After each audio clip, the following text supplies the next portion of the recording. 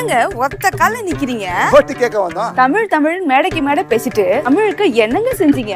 இது செய்யணுமா? செயல தலைவரே, எங்க மோடி ஐயா திருக்குறளை 100 மொழியில மொழிபெயர்க்க சொல்லிருக்காரு. காசில தமிழ் சங்கம் நடத்தி இருக்கிறாரு. எந்த நாட்டுக்கு போனாலும் தமிழ் மொழியின் சிறப்பை பத்தி பேசுறாரு. தமிழ் மொழிக்கு ஆய்வு மையம் திறந்திருக்கிறாரு. சென்ட்ரல் கவர்மெண்ட் எக்ஸாம தமிழ் மொழியில கொண்டு வந்திருக்கிறாரு. நீங்க ஒத்த கால நின்னு கேட்டாலும் எங்க ஓட்டு மோடி ஐயாக்கு தான். பெயரை சொல்லவே நடுங்குதா பழனிசாமி சார்? இப்போதான் காரணம் புரியுது. திமுகவை விட அதன் பங்காளி கட்சி ஆனா அதிமுக தான் பாஜகவை கண்டு நடுங்கி கொண்டிருக்கு என்று. இப்போது வரை பாஜக தமிழகத்தில் வளர்வதால் திராவிட சித்தாந்தத்திற்கு பேராபத்து வரும் என்று பயந்து கொண்டு திமுக பாஜகவை எதிர்த்து வந்தது. திமுக ஆவது ஏதோ சித்தாந்தத்தை கண்டு பாஜகவை பார்த்து பயப்படுகிறதே என்று புரிந்து கொள்ள முடியுது. ஆனா திமுகவை விட இவ்வளவு நாள் அதிமுக தான் பாஜக, குறிப்பாக அண்ணாமலையின் வளர்ச்சியை பார்த்து மிரண்டு போயிருக்கு. பாஜகவுடன் கூட்டணி கட்சியாக இருந்தபோது கூட்டணியில் பெரிய கட்சி அதிமுக தான் என்றாலும் மக்கள் என்னவோ பாஜகவை மட்டுமே எதிர்க்கட்சியாக நினைத்து கொண்டிருந்தாங்க.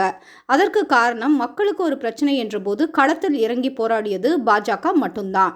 அவ்வளவு திமுகவின் ஆண்டி முத்துராசா எம்ஜிஆரை பற்றி இழிவாக பேசிய போது கூட அதற்கு எதிர்ப்பு தெரிவிப்பதற்கு எடப்பாடிக்கு 5 நாள் ஆனது. கட்சியின் நிறுவன தலைவரை இழிவுபடுத்தியதற்கே லேட்டாக தான் ரியாக்ஷன் கொடுப்போம் என்றால் மக்கள் பிரச்சனையை பற்றி எவ்வளவு அமர பேசியிருப்பீங்க என்று நீங்களே புரிந்து கொள்ளலாம். இதன் காரணமாக அண்ணாமலையின் செல்வாக்கு நாளுக்கு நாள் மக்கள் மத்தியில் உயர்ந்து கொண்டிருந்தது. இதன் காரணமாக பாஜகவை வீழ்த்துவதற்கு ஒரே வழி பங்காளி கட்சியான திமுகவுடன் மறைமுக கூட்டணி வைப்பதுதான் என்று முடிவு செய்துவிட்டது அதிமுக. சமீபத்தில் பொள்ளாச்சியில் நடந்த பரப்புரையின் போது அண்ணாமலையின் பெயரை சொல்லக்கூட தைரியம் இல்லாமல் மறைமுகமாக அண்ணாமலையை குறிப்பிட்டிருக்கிறார் எடப்பாடி. பேட்டி கொடுப்பதுதான் அவரது வேலை என்றும் விமானத்தில் ஏறும் போதும் இறங்கும் போதும் பேட்டி கொடுத்து கொண்டே இருக்கிறார் என்றும் சொல்கிறார். கரெக்டு தான் சார். நாங்களும் அண்ணாமலைக்கு எவ்வளவோ சொல்லி பார்த்துட்டோம். மக்கள் பிரச்சனைக்கு வாயே திறக்காதவங்க எல்லாம் உங்களை விமர்சிப்பாங்க, அதனால பேட்டியை கொஞ்சம் குறைத்து கொள்ளுங்கள் என்று சொல்லி பார்த்துட்டோம். ஆனாலும் பாருங்க, இப்போ நீங்கள்லாம் விமர்சிக்க ஆரம்பிச்சிட்டீங்க. அட, அண்ணாமலை ஒன்றும் இதெல்லாம் கேட்குற மாதிரியே தெரியல சார்.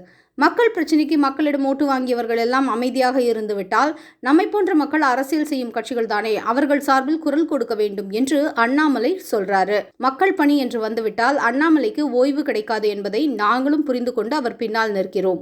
மக்கள் பிரச்சனைக்காக அண்ணாமலை பேட்டியாவது தராரு. காரணம், பாஜகவிடம் அதிகாரம் இல்லை, மக்கள் சக்தி மட்டும்தான் இருக்கு. அந்த மக்களின் வலியை பேட்டி மூலமாக பதிவு செய்து கொண்டிருக்கிறார் அண்ணாமலை.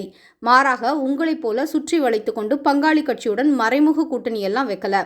நீங்க 1000 தான் உருண்டு புரண்டாலும் களத்தில் உண்மையான எதிர்க்கட்சியாக இருக்கும் பாஜக இந்த பாராளுமன்ற தேர்தல் முடிவுகளுக்கு பிறகு அதிகாரப்பூர்வமான எதிர்க்கட்சியாக மக்கள் மனதில் இடம் பிடிக்கும். இம்முறை 400, ஜூன் 4 400. மீண்டும் மீண்டும் மோடி அரசு. தாமரைக்கு வாக்களியுங்கள்.